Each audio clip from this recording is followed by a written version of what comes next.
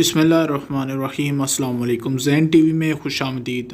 बुरहान वानी की शहादत के बाद जिस तरीके से कश्मीर की आज़ादी की तहरीक में एक नई जान आ गई, बिल्कुल इसी तरीके से भारतीय पंजाब के एक एक्टर जिनका नाम दीप सिद्धू था, उनको भारतीय इंटेलिजेंस एजेंसी रॉ ने इसी तरीके से कत्ल किया कि जिससे सांप भी मर जाए और लाठी भी ना टूटे। यानी कि उन्होंने एक्सीडेंट की सूरत में उसको कत्ल कर दिया, क्योंकि ये खालिस्तान की तहरीक के सपोर्टर थे। और ये ना सिर्फ सपोर्टर थे बल्कि ये अच्छे खासे मशहूर भी थे भारतीय पंजाब में। अब इनका मर्डर करने की वजह एक ये भी थी कि ताज़ा ये बहुत ज़्यादा खालिस्तान के हक़ में अब सिखों को उकसा रहे थे। ना सिर्फ उकसा रहे थे बल्कि बाकायदा तकरीरों कर रहे थे, बहुत सारी तकरीरें कर रहे थे, जिसके बाद सिखों में जो एक खालिस्तान की पहले से ही ख्वाहिश थी, अब वो और ज़्यादा तेज़ी से उनके दिल में जगह बनाने लगी और ये एक लीडर के तौर पर उभरना शुरू हो गए, एक नौजवान लीडर के तौर पर। लेकिन इनका ये जो एक्सीडेंट है, ये बिल्कुल ऐसे तरीके से किया गया कि पता ना चले कि ये कत्ल है। बिल्कुल सामने उनकी गाड़ी के ट्रक ने अचानक ब्रेकें मारी, जिसके बाद उनकी गाड़ी ट्रक में जाके लग गई। अब आप देखें कि ये तस्वीर पहले थी और ये फिर बाद में है। ये तस्वीर जो बाद में है, इसके बारे में जानने से पहले आप हमारे चैनल रियल ज़ैन टीवी को ज़रूर सब्सक्राइब करें, क्योंकि हम यहाँ पे हसास और खुफिया मालूमात आप तक पहुँचाते हैं। और हमारे फेसबुक पेज को भी लाइक करना ना भूलें। जो तस्वीर अब आप पहले देख रहे हैं, इसमें आपको क्या नज़र आ रहा है? इसमें आपको कुछ नज़र आ रहा है, बस एक सीट है और कुछ भी नहीं है। और ये तस्वीर एक्सीडेंट के फ़ौरन बाद खींची गई थी। लेकिन ये जो तस्वीर अब आप देख रहे हैं, ये तस्वीर काफ़ी घंटों बाद खींची गई है, जिसमें एक शराब की बोतल भी पड़ी हुई है। यानी दिखाना ये था खींचने वालों को, जिन्होंने बाद में खींची है, कि ये बंदा शराब पीकर गाड़ी चला रहा था, जिसकी वजह से एक्सीडेंट हो गया। लेकिन लोग इतने बेवकूफ़ नहीं हैं, लोगों को ये बात समझ में आ गई थी और सिखों ने अब बाकायदा तौर पर उनके जब आखिरी रसूमात थी, उसमें खालिस्तान के बनाने के लिए उसके हक़ में नारेबाजी की और नारे लगाते रहे, खालिस्तान जिंदाबाद और खालिस्तान अब मजबूरी है, अब हर हाल में खालिस्तान हम बना के रहेंगे।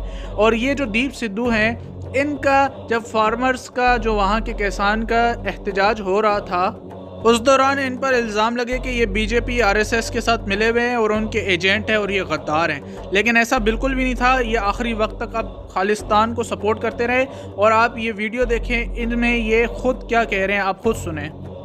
जो हिजाब नूं बैन नहीं करते, वो चुन्नियां ताईं आउणगे, फिर चुन्नियां तो गां वध के हथ पग्गां नूं ओ पाउणगे। वो चंगे नहीं हो सकते जो होंद साडी नूं मारते। ये आखिरी मौका पंजाबीओ, तुसी चंगी तरह हो जानदे। सरकार ने मेरे पिछे बंदे ला देने आ भी किसी भी ढंग च इनू मारो। मैं फिर खड़ा, तुसी गद्दार दा सर्टिफिकेट दई जाने हो, मैं फिर खड़ा और बहुत कुछ पी बैठा हजे अंदर। जैसा कि आपने इस वीडियो में अभी देखा कि दीप सिद्धू ने खुद ही कह दिया है कि उनकी जान को शदीद ख़तरा है और ये हुकूमत खुद ही उनको मारने पर तुली हुई है। लेकिन जो लोग हैं, जो किसान थे और जो सिख थे, वो कह रहे थे कि आप गद्दार हैं क्योंकि आप बीजेपी आरएसएस के साथ मिले हुए हैं। और उसकी एक जायज़ वजह भी थी, क्योंकि ये तस्वीर आप देख सकते हैं जिसमें सनी देओल, मोदी और दीप सिद्धू, जिन पर रेड सर्कल है, ये दीप सिद्धू हैं और ये तीनों के साथ इनकी तस्वीर है। जिसके बाद लोग ये समझ रहे थे कि बीजेपी और आरएसएस की जानिब से इन्हें एजेंट बनाकर फार्मर्स की जितने भी किसान थे, उनकी जो एहतजाज चल रहा था उसके अंदर वावेला मचाने के लिए और फसाद मचाने के लिए इनको भेजा गया था। लेकिन ऐसा बिल्कुल नहीं था। वो बिल्कुल खलूस नीयत के साथ गए थे और वो भी ये चाहते थे कि खालिस्तान बने और वो खालिस्तान के हक़ में बातें करते रहते थे। जिसकी बाद रॉ को ये बात कुछ ज़्यादा अच्छी नहीं लगी और हिंदुत्व दहशतगर्दों ने उनको ठिकाने लगा दिया।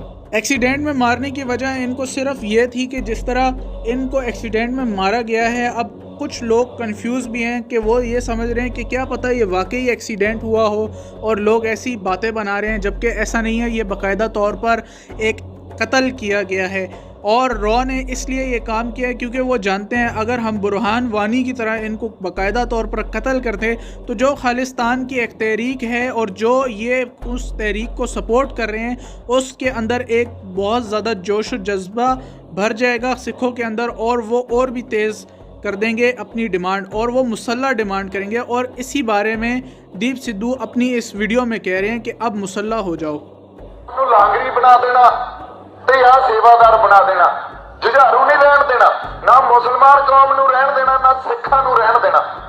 लो आ तुसी मैनूं आपदे दिल तो पुछ लो, मैनूं जवाब देण दी लोड़ भी नहीं आ भी किहड़ी चीज साडी आ, किहड़ी चीज साडे गुरु ने सानूं दित्ती आ।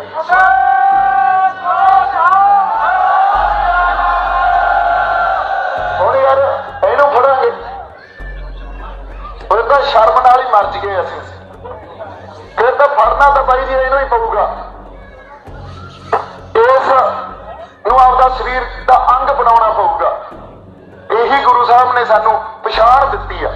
ਜਿਹੜੇ ਕਹਿੰਦੇ ਆ ਨਾ ਹਥਿਆਰਾਂ ਦੀ ਲੜਾਈ ਨਹੀਂ ਆ, ਇੱਕ ਗੱਲ ਆਪਾਂ ਸਮਝ ਲਈਏ, ਜੇ ਹਥਿਆਰਾਂ ਦੀ ਲੜਾਈ ਨਹੀਂ ਆ ਤਾਂ ਹਿੰਦੁਸਤਾਨ ਆਪਦੀ ਆਰਮੀ ਤੇ ਆਪਦੀ 에ਅਰਫੋਰਸ ਤੇ ਆਪਦੀ ਨੇਵੀ ਤੇ ਇੰਨੇ ਪੈਸੇ ਕਿਉਂ ਲਾਉਂਦਾ, ਐਡਾ ਵੱਡਾ डिफेंस बजट क्यों रखता।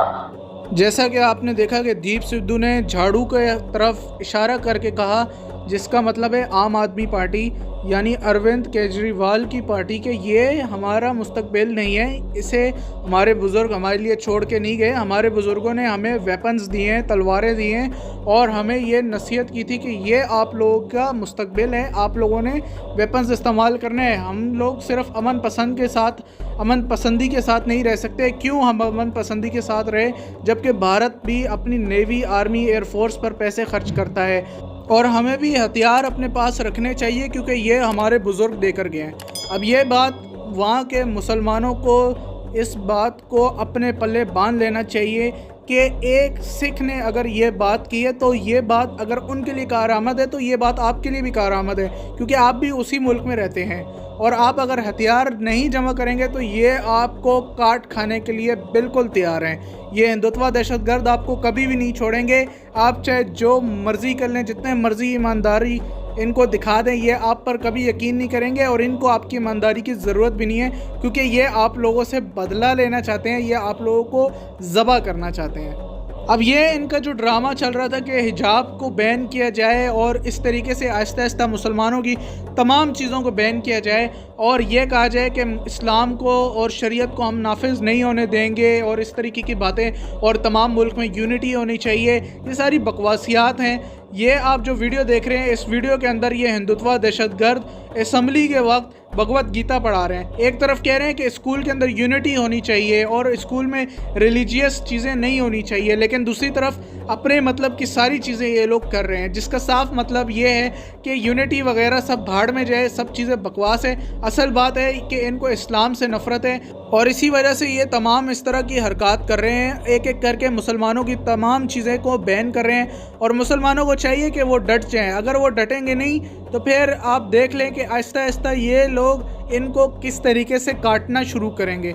और ये लोग बिल्कुल तैयारी कर चुके हैं कि रोहिंग्या की तर्ज पे मुसलमानों की नस्ल कुशी की जाए और स्पेन की तर्ज से मुसलमानों का सफाया किया जाए।